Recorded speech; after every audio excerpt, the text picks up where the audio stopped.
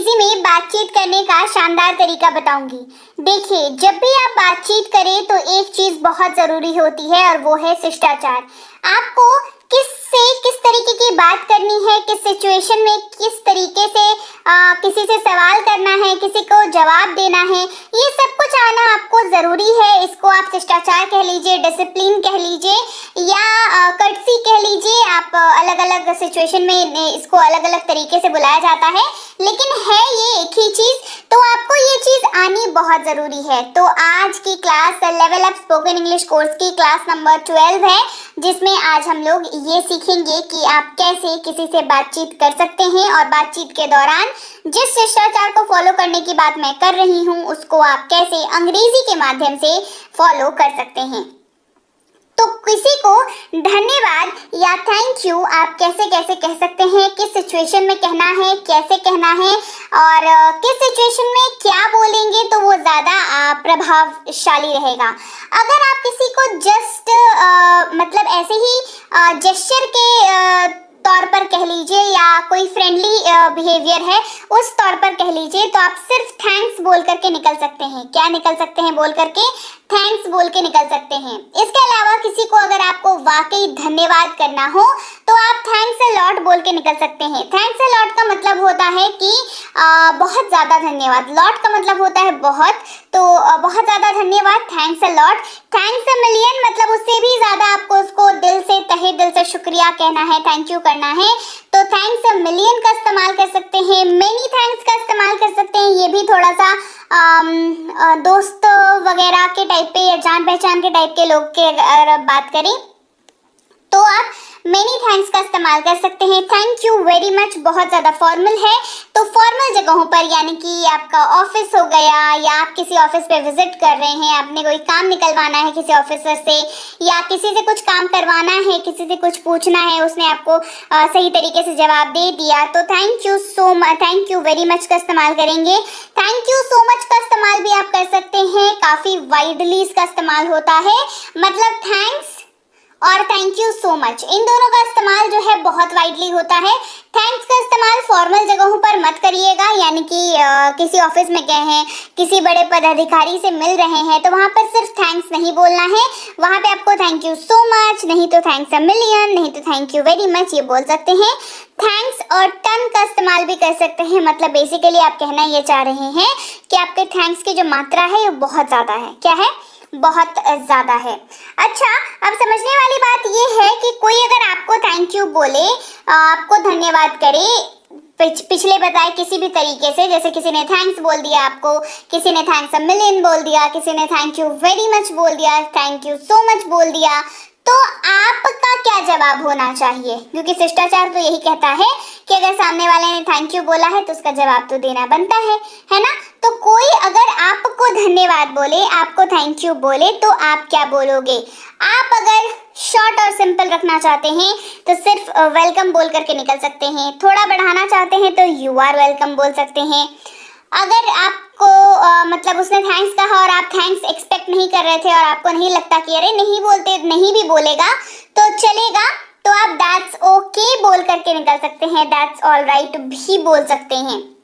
That's okay, that's all right, thank you बोलने की ज़रूरत नहीं है, ये बताता है आपका दैट्स ओके या दैट्स ऑल राइट कहना।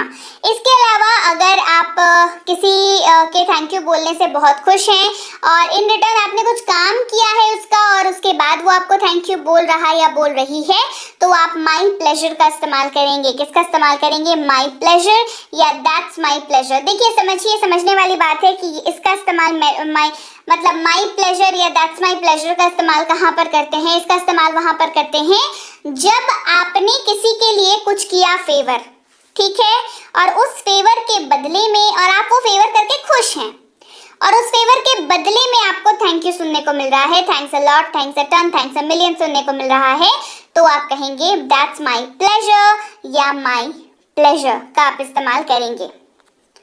कोई धन्यवाद या थैंक यू बोले तो क्या बोलेंगे आप? इट्स माई प्लेजर का बोल सकते हैं, मतलब उसी का कंटिन्यूएशन है। मेंशन नॉट बोल सकते हैं, डोंट मेंशन इट बोल सकते हैं, मेंशन नॉट होगा यहाँ पर, ठीक है। मेंशन नॉट मतलब अरे कोई बात नहीं यार, ऐसा होता रहता है, ठीक है, इस टाइप का जो रिलेशनशिप है, जैसे आपके दोस्त ने आपको थैंक यू बोला, तो कहते हैं ना दोस्ती में no sorry no thank you, तो वहां पर कहते हैं, वहां पर कह सकते हैं आप कह रहे मेंशन नॉट, मतलब हाँ ठीक है कर दिया, मतलब ऐसा बोलने का जरूरत नहीं है थैंक यू, है ना। तो मेंशन नॉट का इस्तेमाल कर सकते हैं, नॉट एट ऑल, ओ नॉट, है ना, ओ नॉट एट ऑल का इस्तेमाल भी आप कर सकते हैं, नॉट एट ऑल, मतलब आप खुश हैं सामने वाले की मदद करके और आप जो है उस चीज के लिए थैंक यू एक्सपेक्ट नहीं करते। आपको सामने वाला थैंक यू अगर ना भी बोले तो आप बुरा नहीं मानेंगे, ये आपके कहने का मतलब है इस वाले जगहों पर। आगे बढ़ते हैं, दुख, खेद, गलती या माफी मांगने के लिए क्या कहेंगे। दुख है आपको, किसी चीज का खेद है, गलती या किसी से माफी मांगनी है तो क्या कहेंगे, मतलब कैसा सिचुएशन होता है माफ करने लायक, मतलब कोई गलती हो गई, गलती से गलती हो गई उस सिचुएशन में, या कोई मतलब माफ करने, माफी मांगने वाले सिचुएशन में आप कह सकते हैं सॉरी। बहुत ही फेमस, मतलब इसको लेकर तो कितना मजाक भी बनता है कि हाँ सॉरी बोल के निकल गए, बट हाँ सॉरी जो है आप याद रखिए, सॉरी एक माफी मांगने का तरीका है ना। तो सॉरी कहने में कोई बुराई नहीं है, अगर आपको लगता है कि हाँ सिचुएशन सॉरी मांगने लायक है, सॉरी बोलने लायक है, तो बेझिझक होकर के, दिल खोल करके, दिल बड़ा करके सॉरी कह दिया कीजिए। सॉरी कहने से आप छोटे नहीं हो जाएंगे बल्कि और बड़े हो जाएंगे, आपने अपनी गलती मान ली, ये समझदारी की निशानी है ना।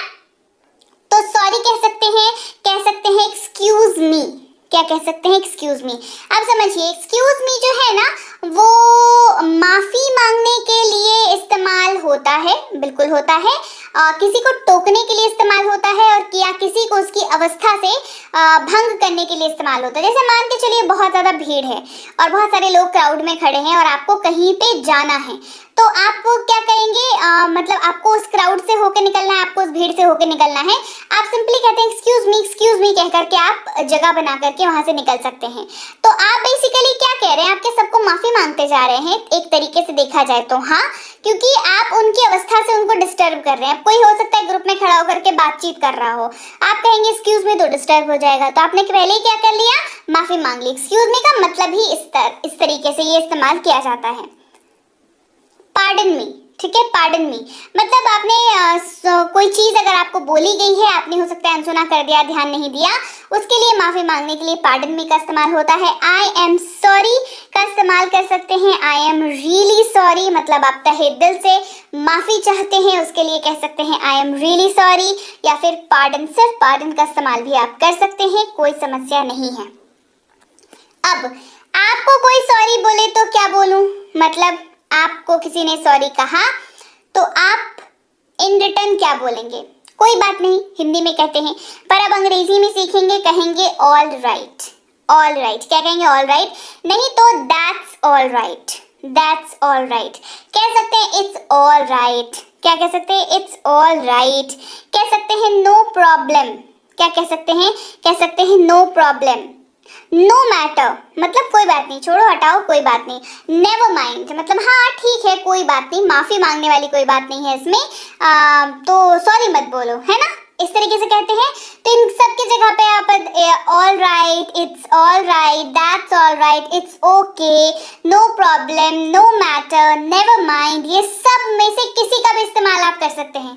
अब आप बताइए, इतने सारे शब्द मैं आपको बता रही हूँ, इनमें से एक भी याद नहीं रख पाओगे, रख पाएंगे ना, एक भी याद रहेगा तो आपकी अंग्रेजी बोलने का सपना भी पूरा होगा और आपको जो है अच्छा फील भी होगा कि किसी ने अगर आपको सॉरी बोला है तो आप इन रिटर्न उसका जवाब दे पा रहे हो अच्छे तरीके से। बात करते हैं कि किसी को अगर आपको बर्थडे विश करना है तो आप कैसे करोगे, है ना, क्या कहते हैं, जन्मदिन की शुभकामनाएं, आपका जन्मदिन सुखमय हो, ये दिन आपकी जिंदगी में बार बार आए, है ना, तो आप क्या कहेंगे अंग्रेजी में, आप कहेंगे हैप्पी बर्थडे, सबसे आसान तरीका जो कि हर कोई बोलता है दैट इज हैप्पी बर्थडे, है ना। तो हैप्पी, सबसे पहली चीज तो ये जान लीजिए हैप्पी बर्थडे नहीं होता है, ठीक है, I have seen so many people, मतलब हैप्पी बर्थडे है, हैप्पी बर्थडे क्या होता है भाई, इट्स हैप्पी बर्थडे, ठीक है, बर्थ दिवस है ना, जन्मदिन है, जन्म यानी कि बर्थ और जन्मदिन यानी कि बर्थडे, तो it's not birthday, it's happy birthday, ठीक है। तो थोड़ा जबान पर जोर पड़ता है लेकिन वो जोर डालिए ताकि आपकी अंग्रेजी जो है वो बढ़िया हो, है ना। तो हैप्पी बर्थडे नहीं बोलेंगे, अब से हैप्पी बर्थडे बोलेंगे, ठीक है। Wish you a happy birthday, आप इसका इस्तेमाल भी कर सकते हैं। Many many happy returns of the day, अगर आपको थोड़ी हाई फाई जगह पर बोलनी है, बढ़िया तरीके से एकदम इंप्रेशन जमाने वाली अंग्रेजी बोलनी है, तो आप simply many many happy returns of the day आप कह सकते हैं, कोई समस्या नहीं है। ये काफ़ी एडवांस है ना, तो आप इसका इस्तेमाल कर सकते हैं। बढ़ते हैं आगे। अगर कोई आपको बर्थडे विश करे तो आप क्या करेंगे? आपका बर्थडे भी तो होगा, उस पर भी तो लोग आपको विश करेंगे, तो आप क्या जवाब देंगे? सिंपल, थैंक यू या थैंक्स। अगर अजनबी है या लेस परिचित है या बड़े हैं तो थैंक यू बोलेंगे, और अगर दोस्त है आपका, घर पे बर्थडे वगैरह मना रहे हैं तो कहेंगे थैंक्स। क्या कहेंगे? थैंक्स। बढ़ते हैं आगे। कोई एग्जाम या इंटरव्यू देने जा रहा हो या कोई शुभ काम करने जा रहा हो तो कैसे विश करेंगे? देखिए क्या होता है ना, कई बार कि हमारे जो दोस्त होते हैं, मित्रगण होते हैं, परिचित होते हैं, ऑब्वियस सी बात है आप उनका अच्छा चाहते हैं, आप उनका भला चाहते हैं, तो वो एग्जाम देने जा रहे हों, इंटरव्यू देने जा रहे हों, कोई बढ़िया सा काम करने जा रहे हों, नौकरी का पहला दिन हो उनका, तो हमारा ये फर्ज होता है ना कि उनको हम लोग विश करें, उनको हम लोग विशेस दें। तो आप क्या कहेंगे? सबसे आसान, बहुप्रचलित, ऑल द बेस्ट। क्या कहते हैं? ऑल द बेस्ट कह सकते हैं, कोई समस्या नहीं है। गुड लक कह सकते हैं। क्या कह सकते हैं? गुड लक या बेस्ट ऑफ लक। देखिए ऑल द बेस्ट और बेस्ट ऑफ लक तो बचपन से सुनते आ रहे होंगे, ये काफ़ी मतलब ये बहुचर्चित है और लोग जो है इसका बहुत धड़ल्ले से इस्तेमाल करते हैं। आप क्या कर सकते हैं? आप सिंपली, अगर आपको शॉर्ट और सिंपल रखना है तो गुड लक का इस्तेमाल कर सकते हैं। थोड़ा बढ़िया तरीके से बोलना है तो wish you a best of luck बोल सकते हैं, wish you a good luck भी बोल सकते हैं। थोड़ा लंबा, थोड़ा बड़ा, थोड़ा इंप्रेशन जमाने के लिए बढ़िया सा बोलना है, या इंप्रेशन जमाने के लिए नहीं भी हो, खुद की प्रैक्टिस के लिए ही क्यों ना हो, तो आप इसका इस्तेमाल कर सकते हैं। जब कोई ऐसा विश करे, जब आपको कोई विश करे एग्जाम, इंटरव्यू वगैरह के लिए, तो क्या जवाब देंगे? सिंपल, दो ही जवाब है, थैंक यू या थैंक्स। थैंक्स दोस्तों को, थैंक यू जो आपसे बड़े हैं या लेस परिचित हैं आपसे, है ना, वो तो बहुत ज़्यादा क्लोज नहीं है वो लोग के लिए। किसी के घर कोई खुशखबर आई हो तो कैसे विश करेंगे? किसी के घर में अभिनंदन, बधाई हो, इस तरीके के लैंग्वेज को हिंदी में हम लोग यूज करते हैं। किसी के घर में कोई खुशखबर आई हो तो खुशखबर क्या हो सकती है भाई? किसी के यहाँ बेबी हुआ है, किसी ने अपना घर खरीदा है, किसी ने नई गाड़ी खरीदी है, किसी की शादी हुई है, किसी की शादी होने वाली है, किसी की एंगेजमेंट होने वाली है, इस तरीके की जो भी चीजें हैं ये सारी खुशखबर की कैटेगरी में आता है। ऑब्वियसली मुझे बताने की जरूरत नहीं है कि खुशखबर किसको कहते हैं। तो वैसे सिचुएशन में आप कहेंगे कांग्रेचुलेशंस या कांग्रेट्स। दोस्त हैं, क्लोज हैं, मित्र हैं तो कांग्रेट्स से काम चल जाएगा।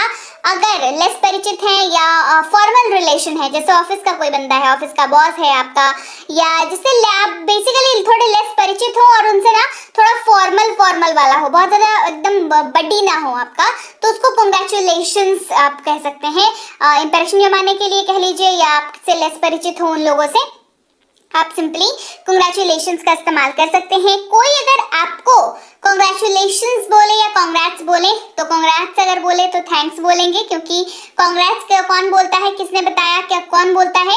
कि दोस्त बोलते हैं, क्लोज जो लोग होते हैं वो बोलते हैं, और कांग्रेचुलेशंस जो बोले उसको थैंक यू बोलेंगे, राइट? तो क्लास को